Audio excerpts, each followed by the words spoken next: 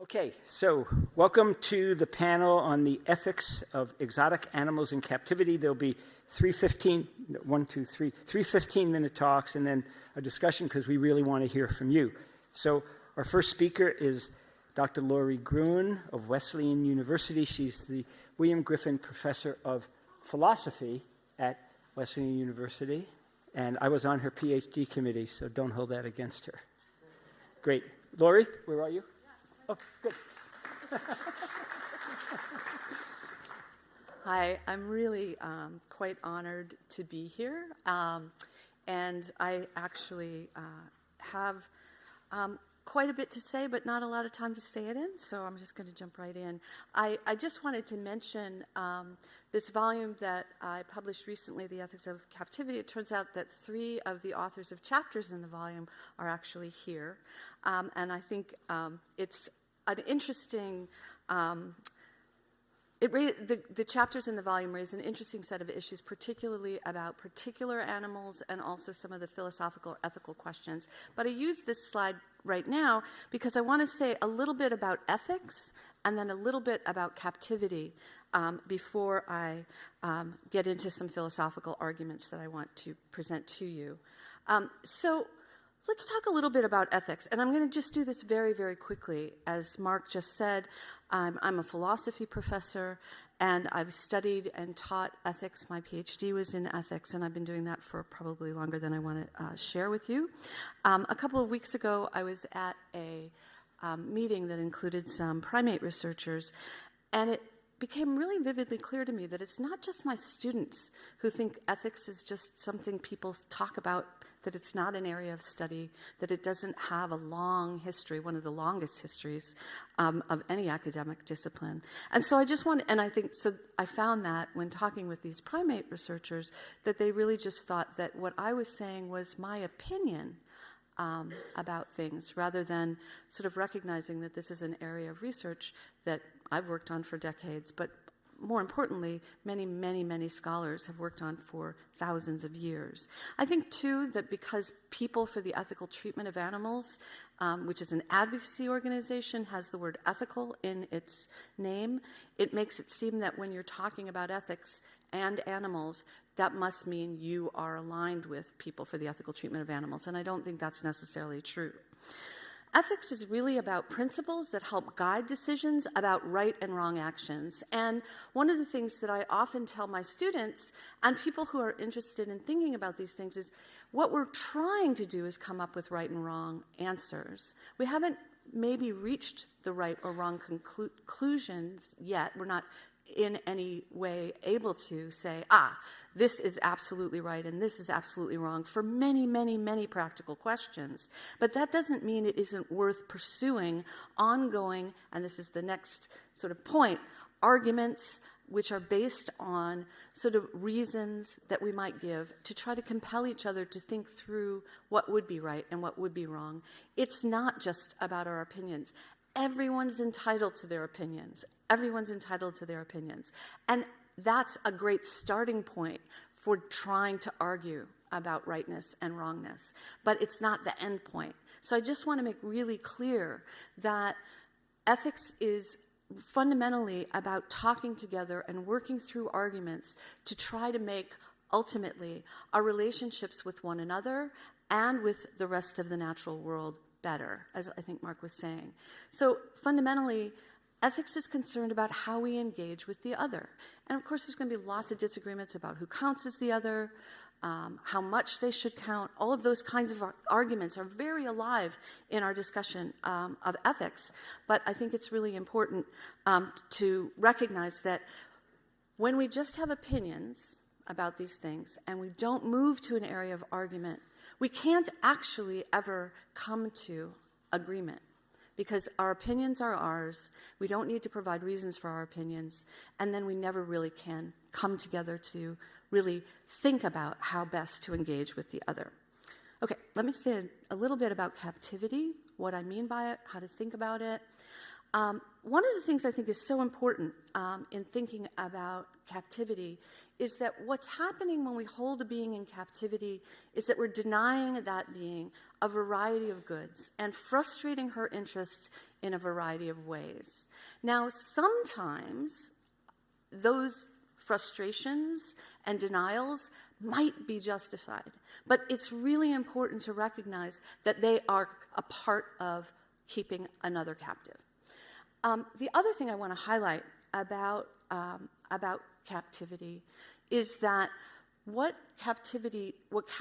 although captive situations vary considerably, and I'll show you a particular case in a moment, they all amount to holding another in a condition in which they're confined and controlled, and, importantly, are reliant on those in control to satisfy their basic needs. That is, I think, a really important recognition, and I think, as Mark said a minute ago, we have that recognition with humans in captivity as well as with non-humans in captivity. One of the basic features of captivity is the individuals that are captive are not free to satisfy their own needs themselves. And I think this is part of where some of us disagree with Ron about the penguins, because part of what makes for a meaningful life for many, not all, I don't want to overgeneralize, and it's hard in 15 minutes to be very specific, but the idea is that part of what makes a life a meaningful life is that one sets one's goals and works to try to satisfy those goals. So one of the things that is deeply frustrating about being captive is that one isn't in the position to satisfy their goals. Those goals are often satisfied by those who are keeping the other confined and control.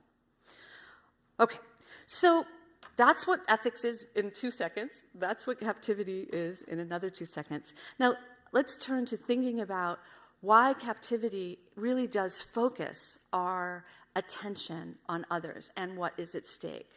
One of the really important ethical questions, Mark alluded to it a moment ago, Jessica will speak to this in greater length, is that their freedom is denied. As an ethics professor, as somebody who's interested in thinking about ethics, it's not enough to say their freedom is denied. What we want to try to do is figure out, why is the freedom important? What is the value of freedom? Are there certain freedoms that are inevitably denied? We all have limitations on what we're free to do. What makes it so that captivity might put us over a line of how much freedom is being denied? And as I said, Jessica's going to focus on that in a few moments. There's obvious question of suffering, and many of you have spent your entire lives dedicated to thinking hard about how to minimize suffering. Captive animals suffer, obviously, by experiencing physical pain, self-injury, oftentimes, routine physicals that involve anesthesia, surgery, recovery. All of that can lead to suffering. We've heard all too often, I think, about animals not actually even recovering from regular physicals under anesthesia. There's also, and I think importantly, psychological suffering. And I think the psychological suffering is one of the things that's not attended to as much as it could be. Light, sound, boredom, frustration, lack of socialization, or too much socialization, lack of enrichment, unhealthy relationships with conspecifics, unhealthy relationships with caregivers or keepers. These are all kinds of ways in which the psychological suffering of captives matters. Mark mentioned earlier that he's been working for about 15 years in a prison environment. I've also been working for about 10 years in a maximum security men's prison, teaching philosophy there. And one of the things that I've learned and become really sensitive to is the ways in which noise and light and sound can really fundamentally alter the well-being of the captive. Really slight things that might not have thought about in advance. One of the other ways I think that we see, I don't know if I'm going to be able to do this. We'll try. One of the other ways that I think we see psychological suffering is that what I mentioned before, when animals are under our control, or when humans, for that matter, are under our control, there's a sense in which they lose a way of being themselves. And when you lose a way of being yourselves, that actually impacts maybe not your well-being so much as we normally understand it, but your flourishing. And so one of the ideas that I want to introduce is this notion of flourishing. Flourishing goes beyond the promotion of well-being. Flourishing is what you can achieve when you're able to, again, make your own mistakes and correct them, or set your own goals and decide whether those are actually the goals that you want to satisfy. Flourishing within the philosophical literature, going back to Aristotle actually, is this idea that somehow there's a way of being you, and that can be both species-typical way of being you, and a way of being you based on your own personality. And if what we want to do is promote flourishing, this is an important consideration for thinking about the justification, the ethical justification for any form of captivity. I want to give an example of why it might be important to think about flourishing as opposed to just thinking about well-being. So here's a case in which we have chimpanzees in captivity. I think this is right. Your upper left and lower right are zoo conditions, and the upper left and lower right are sanctuary conditions. These look really good. I mean, I hope you agree with me that these don't look like necessarily like there's something outrageous or problematic. These are captive conditions. That's certainly happening. It seems that even if we can imagine, and this is the sanctuary here is Chimphaven, which I think of is a pretty ideal captive environment with habitats and enclosures that promote a great deal of well-being for the animals.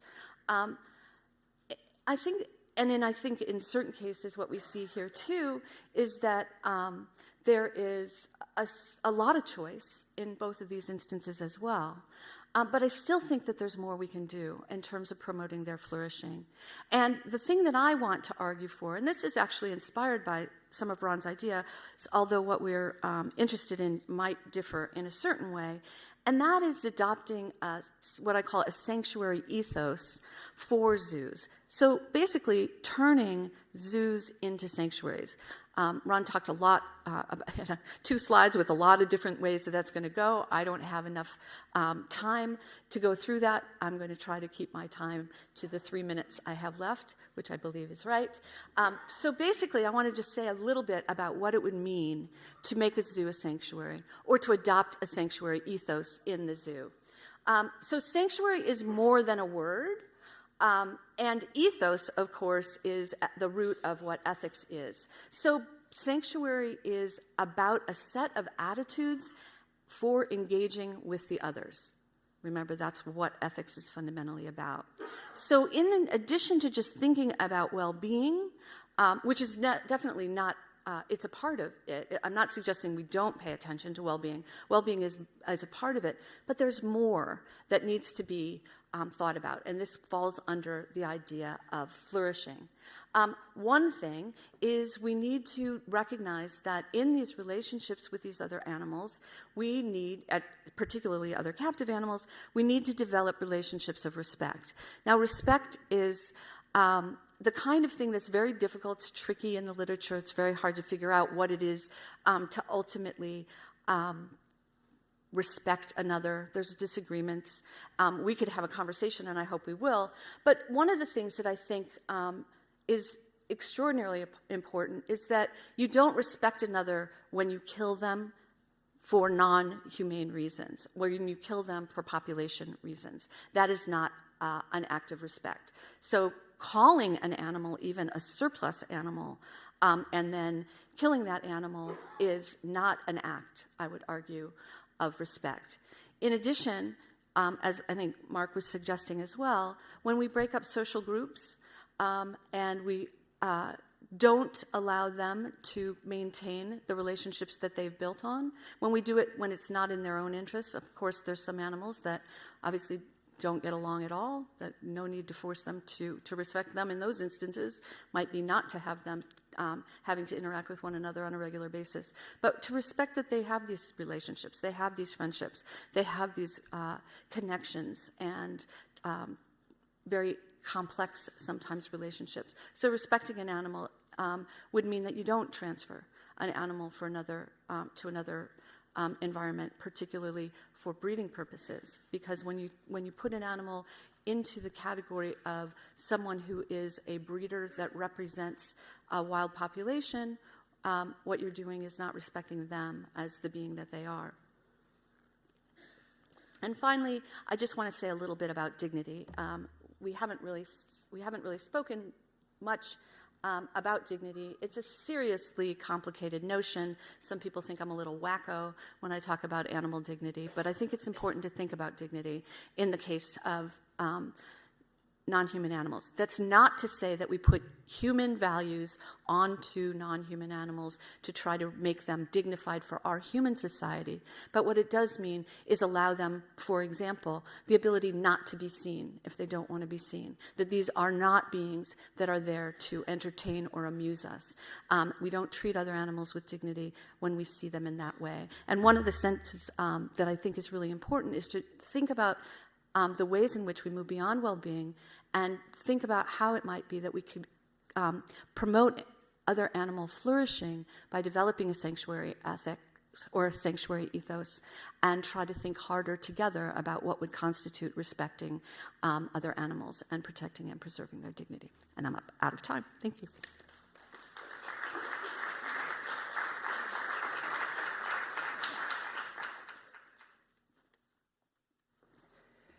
Thank you, Lori. I'm sure there's lots that we will discuss at the end of this. So our next speaker is Jessica Pierce. She's a bioethicist at the Center for Bioethics and Humanities at the University of Colorado Anschutz Medical Campus, and she pulls me to the left. She said I shouldn't say that, but anyway. No, Jessica.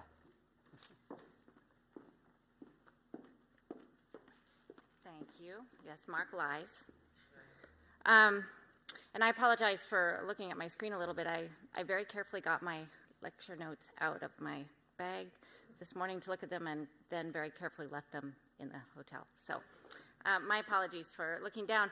I want to start with a quote from Amartya Sen, Nobel Prize-winning economist. He talks about freedom in nearly everything he writes, and he wrote in his book Rationality and Freedom, "It's difficult to think about the excellence or limitations of a society or the rightness or wrongness of social arrangements without invoking in one way or another freedoms of various kinds and their fulfillment and violation in the societies under scrutiny." Sen talks about freedom as what he calls a focal variable in thinking about human social arrangements that most closely achieve a state in which humans can flourish. And I'd like to take freedom as my focal variable in talking about the ethics of zoos and ethics of captive animals in various venues, because I think it helps crystallize some of the problems with zoos and helps identify opportunities for evolution into the future. So, like us, animals value their freedom. How do we know, other than common sense? First of all, the fact that there is an entire literature dedicated to so-called captivity effects should give us some clue that captivity itself is a problem. The literature has enormous reach, from behavioral problems observed in various species held in zoos and other captive venues, to evidence from neurobiological and physiological changes induced by captive conditions, to the human psychology literature, including a robust data set on the harms of captivity to human prisoners of war and under conditions of incarceration.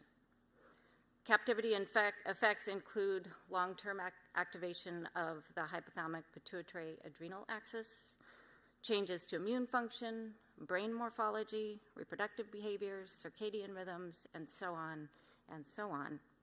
And then preference testing, which is all the rage in animal welfare science circles these days.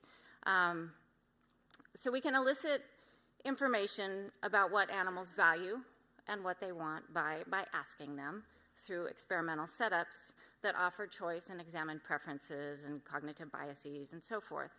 And we can perform the most basic preference test of all, which is simply open the cages and see what happens.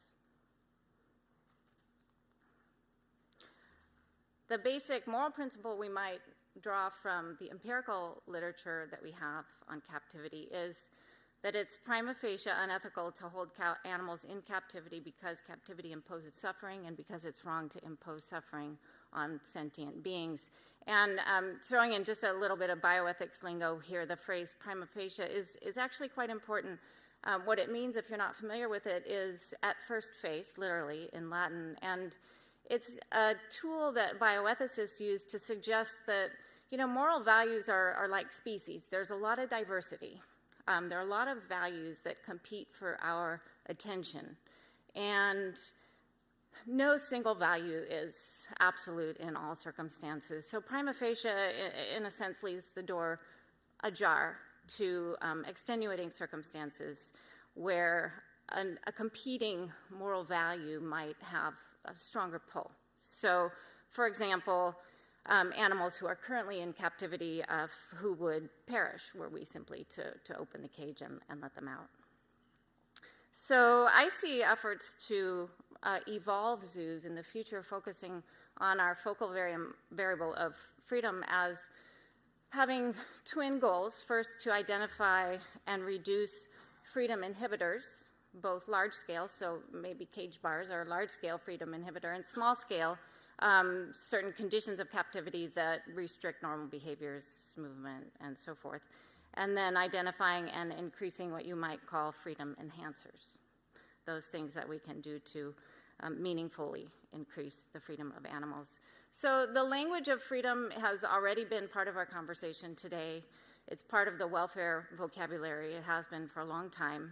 However, I think we need to think carefully and keep thinking carefully about what we mean when we use the language of freedom. And the 5 freedoms, I know these are being supplanted perhaps by 5 domains, but I think the essential core remains the same, and the history of the freedoms as freedoms is important. So just can remember for a moment that the freedoms were conceptualized, and Mark made this point, as a reaction to, or as offering animals some minimal degree of protection from conditions of captivity. So they're not really about freedom. They're about captivity. It's about reducing where economically feasible and practically feasible the distress felt by animals as we subject them to uncomfortable things. And in fact, freedom is the one thing that the 5 freedoms don't offer to animals. And I don't know why the language of freedom was chosen. It seems a bit of a cruel joke on animals, actually. In their early articulation by the Farm Animal Welfare Council, it was made abundantly clear that the 5 freedoms are a sort of pie-in-the-sky ideals, and that we work toward them, but we're never actually going to achieve these things. And I think an important question here is why integrate failure into our working model? Businesses don't usually do this. I'm not sure why we should do this in animal welfare either.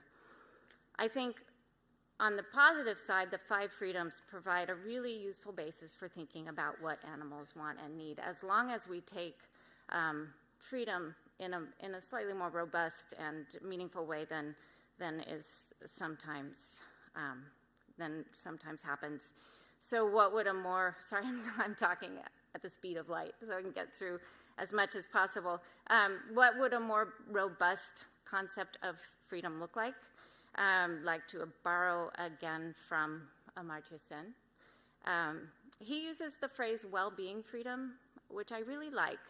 And he says, he defines well-being freedom as a person's capability to achieve functionings that he or she has reason to value. So freedom is the real opportunity to pursue well-being. And it's important to make a note here that real, and this is Sen, not me, that real freedom is differentiated from freedom that might exist on paper or in theory, but isn't actually meaningful. For example, you could say women in X society have the freedom to pursue whatever kind of work they want, but these aren't meaningful freedoms if it's a society in which women don't have access to education or birth control. So meaningful freedoms where people can actually access well-being. So how do we build robust freedoms for animals who are in captivity?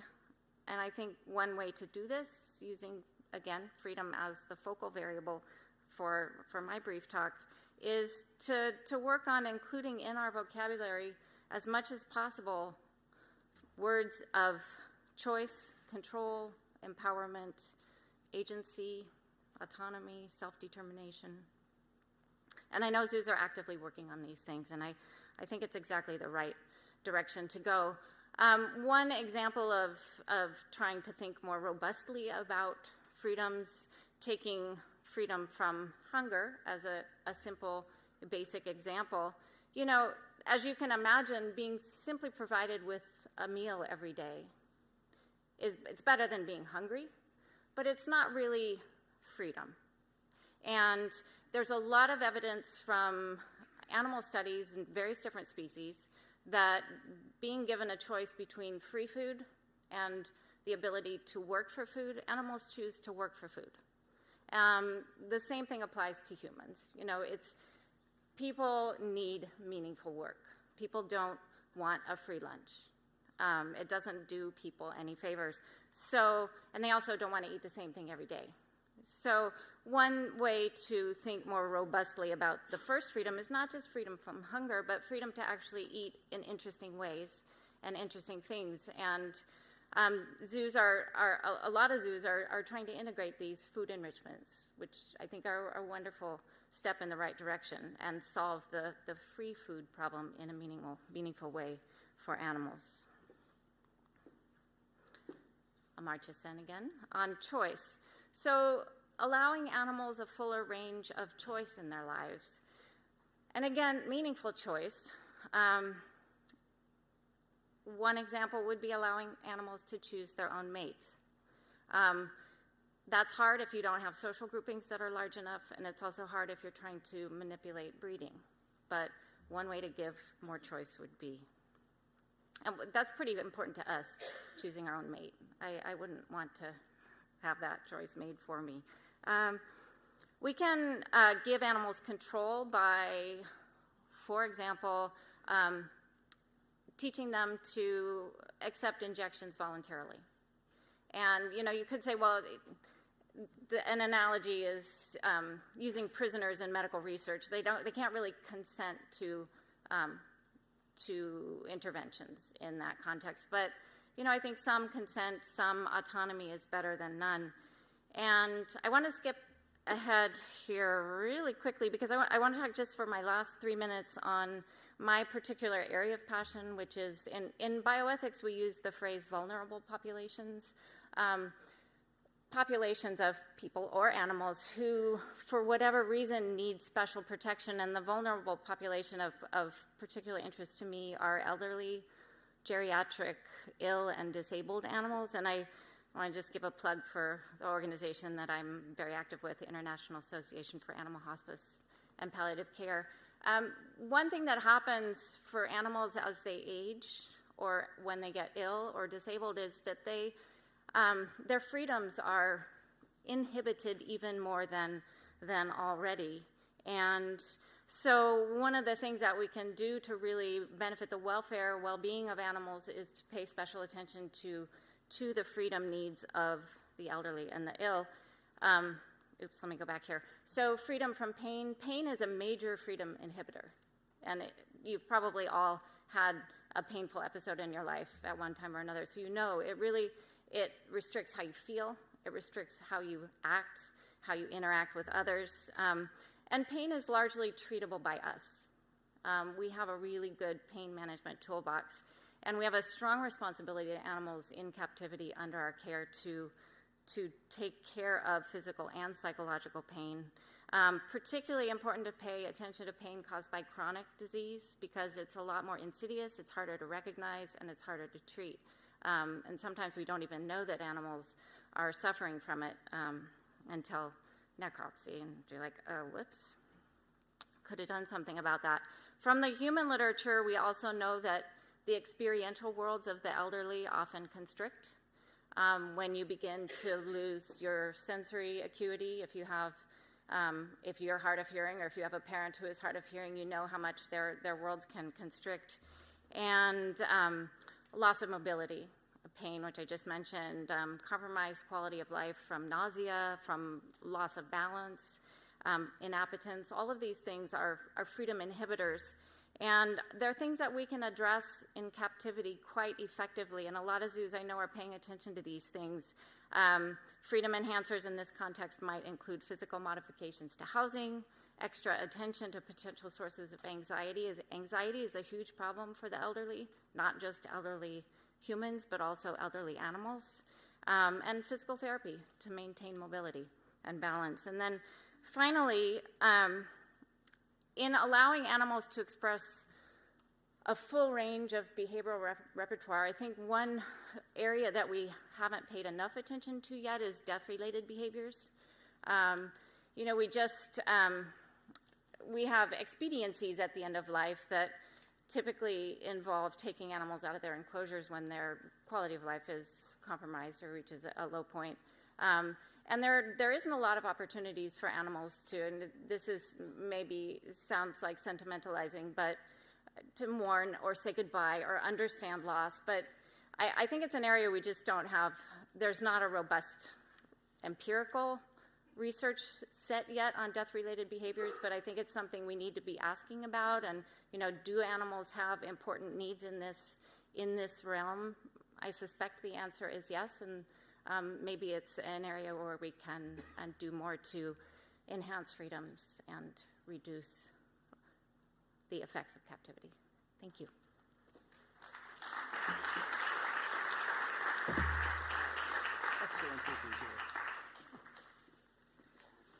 And our last speaker is Cameron Kerr from the Taronga Conservation Society in Australia, and then afterwards we want to hear from you. Thank you.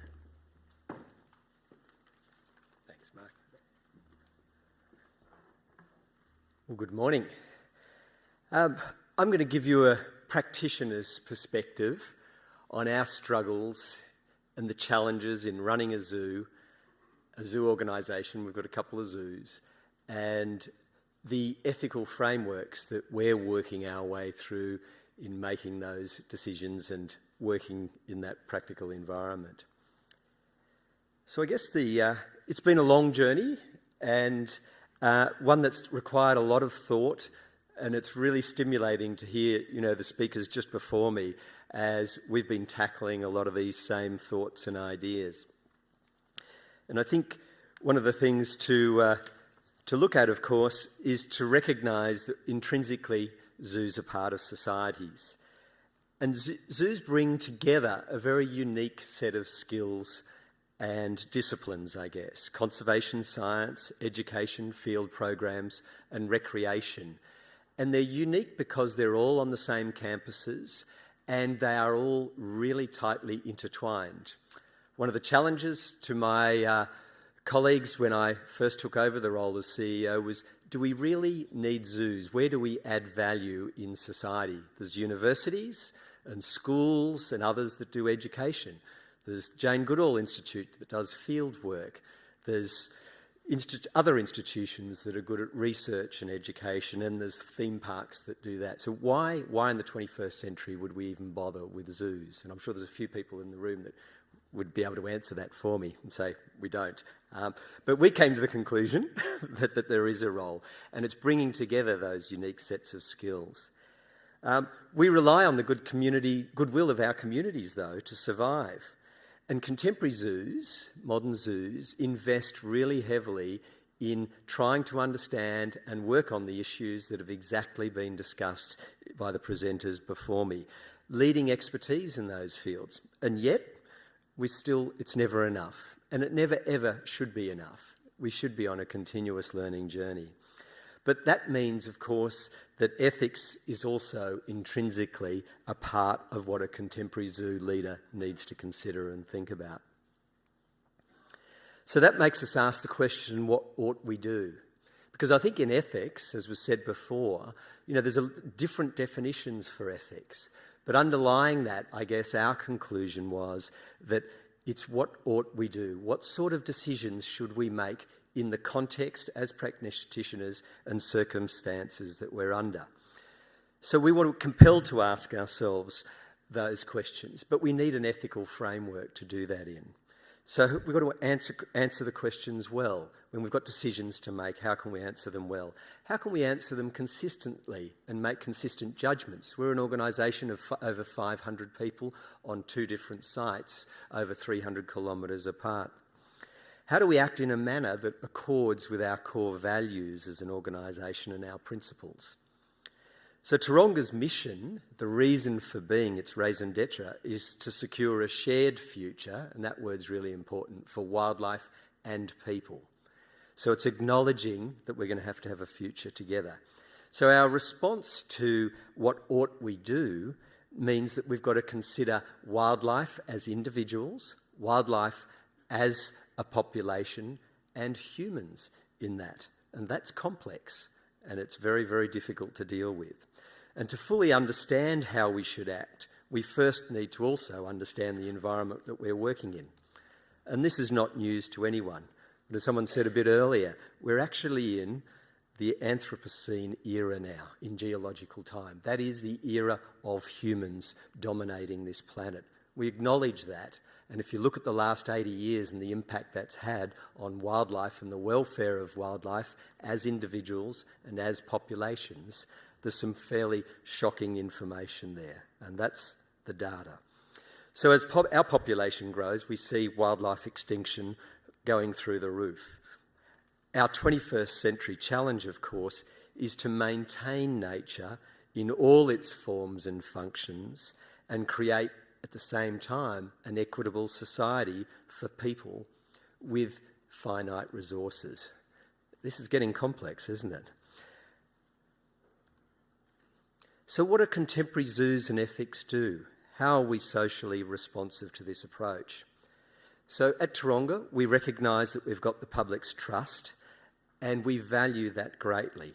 So it creates a situation where we need to be really critically evaluating and consistently reflecting on our decisions, because the information in our environments changes every year, and we all know that, and that's why we're here today. We need to have moral awareness. That's probably not something that was on the agenda of zoo leaders 20 years ago.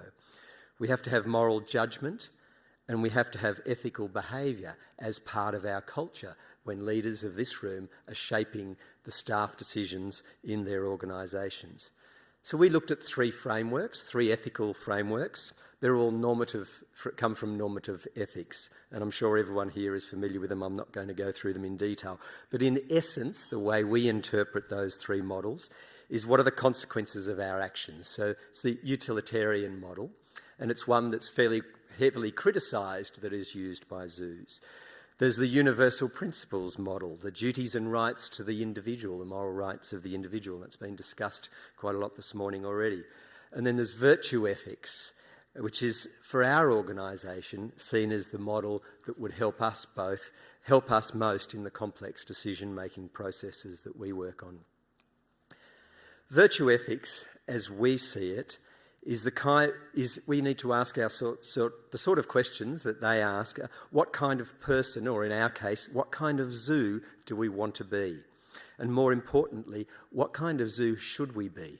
Because we don't want to just be where society's attitudes and beliefs are now. We want to be looking to the future.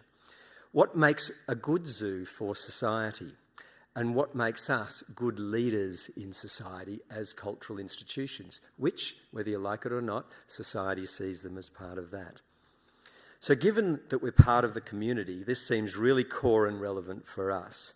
And then we apply that decision-making to ensure that each animal in our care has a role to play. Now, this is morally challenging for some. Our animals in our collection, and I'm using that word collection because it's a collection of animals, in our collection is one that is involved in conservation recovery programs. They're involved in education programs, and they're involved in conservation science. And we believe that all those contribute, and given the resources we've got access to and the animals that are in our care, we ought to be doing that, and we ought to be working in those spaces, given the context of the graphs that we put up earlier and our mission as an organisation. But we must also ensure that the individuals that we manage in those populations promote positive welfare outcomes, that we support biosecurity and biodiversity. So it's not just about the positive. Biosecurity and biodiversity are really, really important fundamentals of flourishing populations and flourishing individuals. And that complexity that was just covered a minute ago, that it's dignified and respectful. So as an organisation, how do we go about that process? Well, first we consulted with Dr. Tracy Wilcox, the University of New South Wales. She came out, did a series of lectures at Taronga to our management team and to our staff, and introduced us to the culture of thinking about ethics. We then she guided us and sent us to the St James Ethics Centre, which is the peak body in Sydney, Australia, for ethics. And we took this responsibility very seriously because we want to make the right decisions and we want to be able to improve our decision-making processes. So we started out with the St James Ethics Centre model, and then we adapted that model for our organisation. And quite simply, this is a series of steps that we're working through. But I think what's important, and is certainly missing from this, because as you can imagine there's a lot of context to this, that it's built on our Animal Welfare Charter and it's built on our Dignity and Respect Charter. So it's got underpinnings there. We need to maximise benefit over harm. We want to would it make a good general rule? These are the questions that we're asking ourselves in decision making. Does it develop and maintain qualities that ensure Taronga acts in a virtuous way with regard to animal welfare? Does it promote common good related to the purpose? And I've truncated these for today, of course. They're a bit longer than this. Could you live with those decisions? Would you be prepared to support them in public? It's a good test. In Australia, we call it, does it pass the pub test? Are they applying our espoused values and principles? For us, that's as defined by the principles of our Animal Welfare Charter. Does it protect the fundamental moral rights of the animals as defined by our Welfare Charter as well? Does it promote the care for animals and Taronga's vision for securing a shared future for wildlife and people? Now, these are not perfect by any sense of the imagination, but they do support our conservation approach, and that's a 360-degree approach. Now, 360-degree seems to be very popular these days. Even Zim's has turned into 360. We did call it 360 a fair while ago, I'll just say that up front. But that is really about working with communities, in habitats and with wildlife. And with our collection, we're working very hard to make sure that we're addressing all three of those with every species on our site. We're not there yet, we've got a long way to go. But it is a holistic approach and it leads to a flourishing society and flourishing populations. And we have power. We also see 1.8 million people a year. We had 40,000 people sleep over at our zoos last year. And believe me, they come out with a different worldview than they go in the night before. So we can inspire, we can take leadership, and we can act. And we use that model. A good example of that is Sumatran tigers. Now, we used our ethical decision-making frameworks for our Sumatran tiger precinct, and with some difficult decisions to make that. We removed 5 other species from our zoo just so we could display Sumatran tigers. Now, they're a big cat. They're not terribly popular for display amongst some of the circles that I'm mixing with today. But some of the other context is, I spend a lot of time in Sumatra.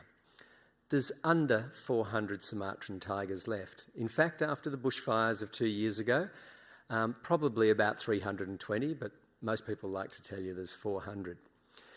That's a fact. There's about 264 in a managed program, genetically managed program in wazza zoos around the world.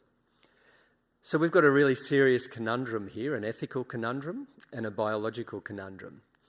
Ought we not breed any of those cats and not display those cats that we have in our zoos? Or should we be doing something about part of that? So what we ought to do as a decision for Taronga was, let's really focus on this crisis. So 5 other species have been moved out of our zoo. As a result of that, we've created an entire site to manage that. This precinct is only about 2 species, 2 very important species for Taronga, humans and tigers. So this precinct takes people on an aeroplane ride because we found out through our research, our HR manager actually, she said in a meeting one day when we were dealing the conundrum of palm oil, she said, you know, I never really got what you guys were carrying on about until I flew over Borneo, and then I really got it. So what we did is we said, all right, well, we're going to take people on a plane over from Australia to Sumatra in 8 minutes and show them the beauty of this flourishing country and the devastation that is being caused by the products that we choose to purchase in supermarkets. And that is the commitment of this precinct. Finishes in July, fly over, pay tickets to come in, will you? It's cost me a lot of money. So moving along quickly, because I've got 2 minutes left, we need to listen to our communities and understand. So for at Taronga, it's core for us to understand the needs, the interests and the welfare of the animals. As Susan said, that's primary consideration if you're running a zoo, a contemporary zoo in the 21st century. We are using the most advanced metrics there is in the 21st century to model and see how we're caring for the welfare of our animals, and we can continuously improve that. But it's also critical to ensure that our values are reflecting community values. And our approaches need to transcend those of conservation science and welfare science. So we've developed an ethical framework for dignity and respect. And I think that's one that's been talked about by others here. I'll whip through these. You can go to our website and have a look at them. But the opportunity to display natural behaviours, creating a wonderment for wildlife. Absolutely, I believe we can impact human behaviour. Support conservation and education objectives. All wildlife contribute to the delivery of conservation, sustainability and animal welfare messaging. And we can do that in a way that isn't all about the utilitarian model of saying that it's a means to an ends. We genuinely believe. We want to empower our wildlife and incorporate choice or agency, and that's an important word in ethical discussions. We avoid displaying animals as us being superior. I'm out of time, so you can read those at your leisure. But I think in the end, you can see as an organisation, a practising zoo, we're struggling with and working through the ethical challenges of keeping exotic animals. But we feel we're on a journey, and it's an interesting one. It makes my brain hurt on occasions, and I look forward to it being exercised and heard a bit more and made a bit fitter over the next 3 days. Thank you.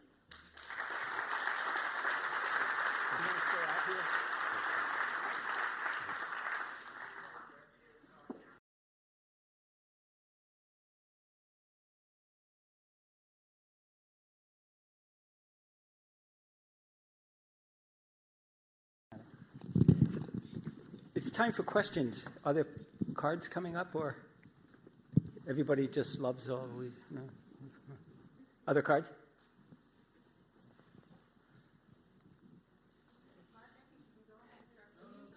Yeah, so I mean, these were, I think, 3 very powerful points, bringing up a lot of aspects about dignity, flourishing, and respect, and how important it is to recognize those. And I'm seeing some cards waving. Okay, good.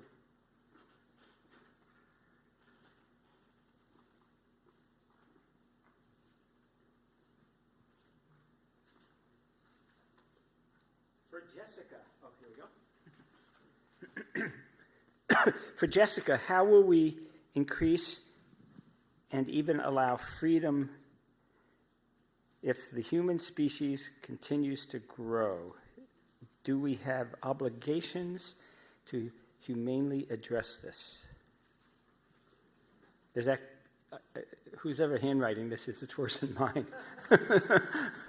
but I think I got through it. Simple question there. Yeah. Trying to flummox.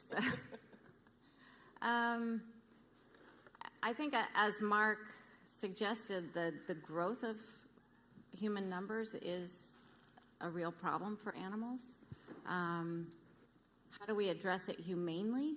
I'm not sure if that means how do we control human population humanely? Is that the nature of the question? Mm-hmm. Yes. I mean, I think in ways that respect meaningful freedoms for people.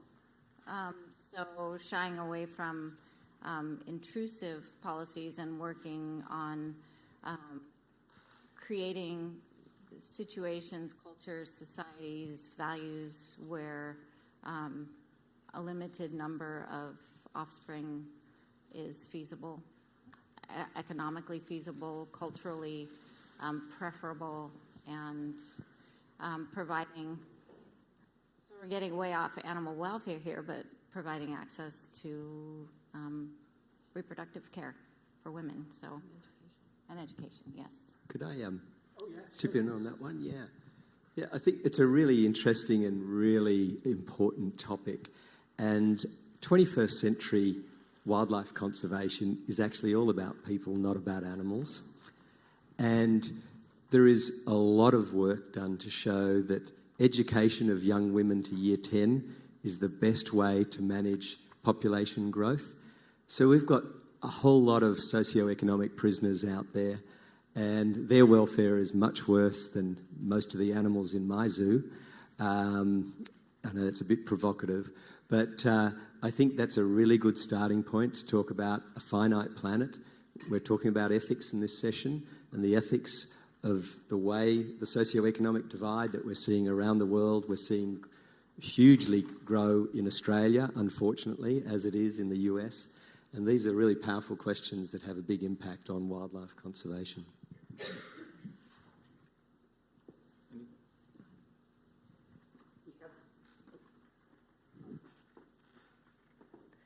This is for Cameron, but everybody is. I mean, and I think it's fine if people want to pipe in from the audience. So it says, you discussed visitors' wonderment and his belief that we can impact human behavior. What empirical evidence is there that having animals on display can impact behavior and improve conservation? Yeah. Look, this is a question that's thrown to zoos all the time, and there is a number of studies now. People like to go back to a couple of old research papers from the 80s and 90s where they showed that there was no evidence of any impacts of behaviour change. It's not easy. And I think as an industry, we're learning better how to research that topic. But there is evidence out there. There's postdocs that have been done through Monash Uni in Australia and other places to show that there is research out there that there has been impacts. But I think, we're not going to have a magic bullet. Zoos aren't going to have a magic bullet.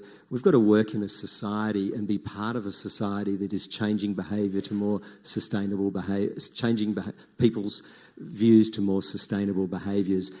And if our councils and our governments are taking leadership, and zoos are a really important part of that process, organisations like WWF, our school teachers and others are all on message, then of course there's behaviour change. Otherwise there wouldn't be such a thing as marketing. Marketers wouldn't exist if we didn't believe as humans we could change behaviour.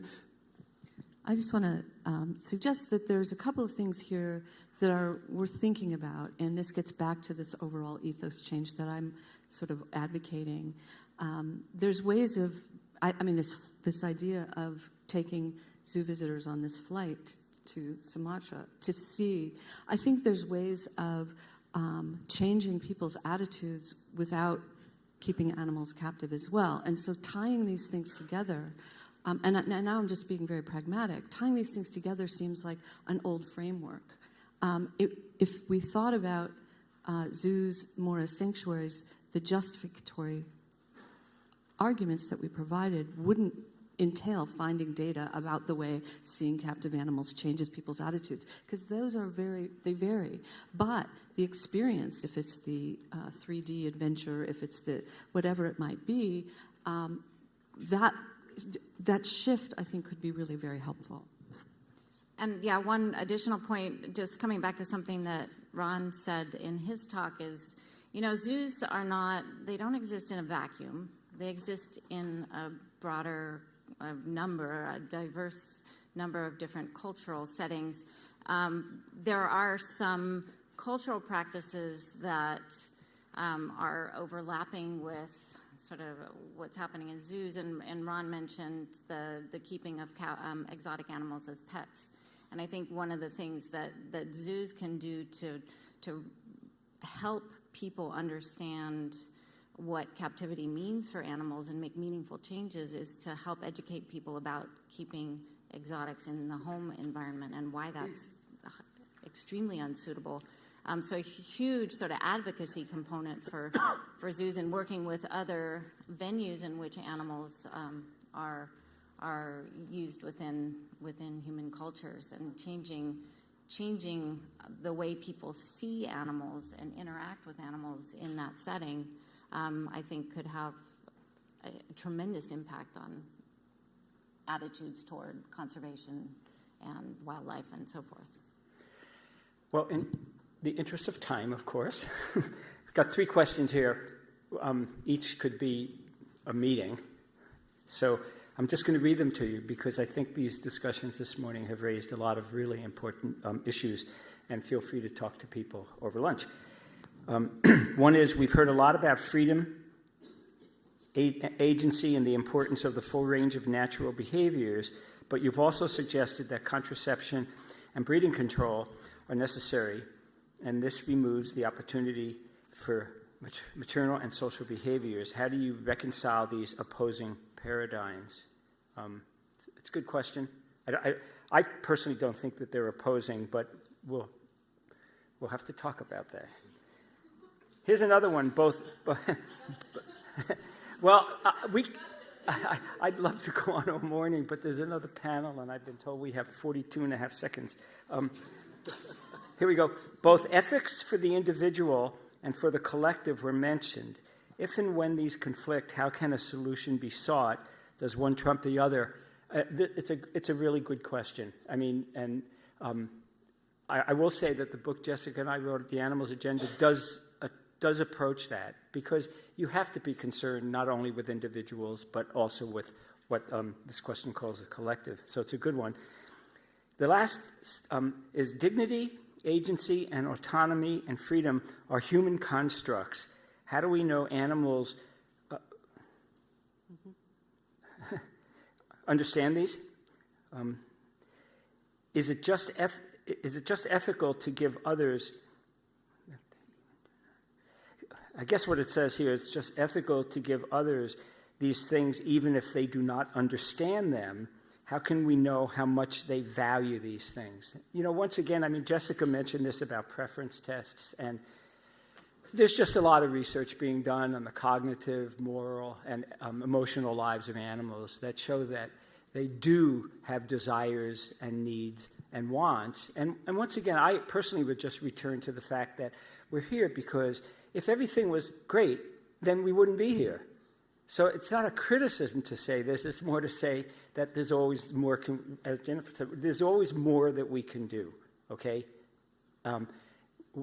Will that curve ever end? Who knows? I think it's just going to always asymptote that we're going to want to do more and more because, as I said before, that a better life is not necessarily a good life.